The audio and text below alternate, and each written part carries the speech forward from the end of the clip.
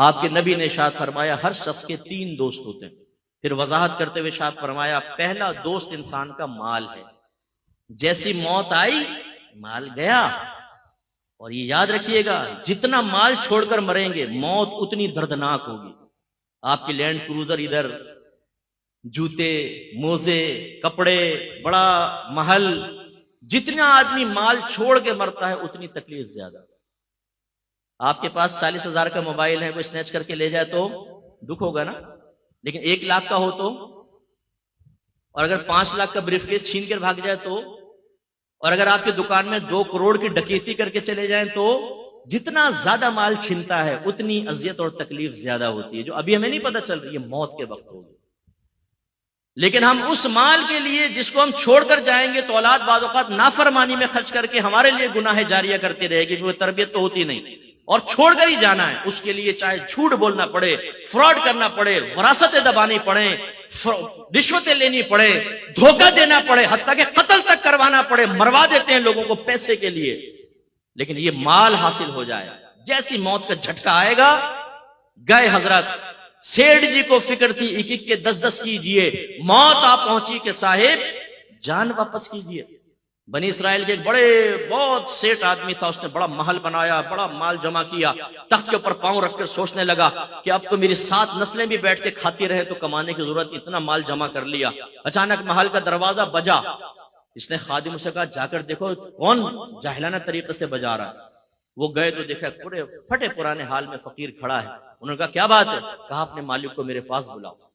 کہا کہ تیرا دماغ خراب ہے، ہمارا مالک تیرے پاس آئے گا، بھاگ یہاں سے. اندر گئے.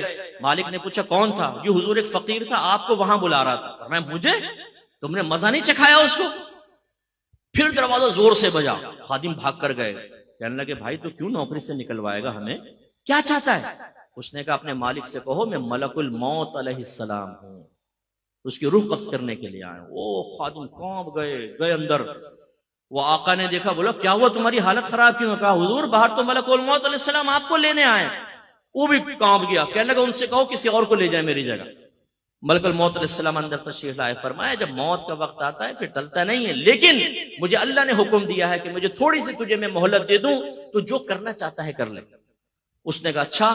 سارا مال جمع کیا اور کہا اے مال تجھ پہ خدا کی لعنت ہو جائے، تو نے مجھے غافل رکھا اور تیری مشغولیت میں اپنے اللہ کو راضی نہ کر سکا، تجھ پہ لعنت ہو جائے. اس مال کو اللہ نے بولنے کی طاقت عطا فرمائی. اس مال نے کہا لعنت مجھے نہ کر، اپنے آپ کو لعنت کر. اگر تو مجھے اچھے انداز سے کما کر اللہ کی رضا میں خرچ کرتا میں تیرے کام آتا. تو نے غلط طریقے سے خرچ کیا اور جمع کیا، تیرا نقصان ہے. میری وجہ سے تو نے عزتیں پائیں. تو اس وقت بادشاہوں کے دربار میں چلا جاتا تھا جب دینداروں کو وہاں سے ہٹا دیا جاتا تھا. اس مال سے تو نے عیش کیا ہے، اپنے آپ کو ملامت کر.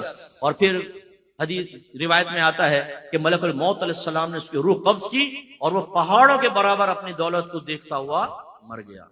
بے فکر رہیں، یہ عنقریب اعلان ہوگا. مفتی اکمل صاحب کا انتقال ہو گیا، فلاں کا انتقال سنتے ہیں نا ہم.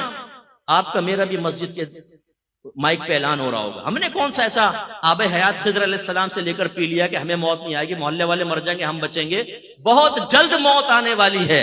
اس لیے اپنا محاسبہ کریں، اپنا احتساب کریں. جو شادی شدہ ہیں اپنی لائف کو شریعت کی طرف لے کر آئیں اور تقاضائے شریعت کو پورا کریں تو نجات ہوگی.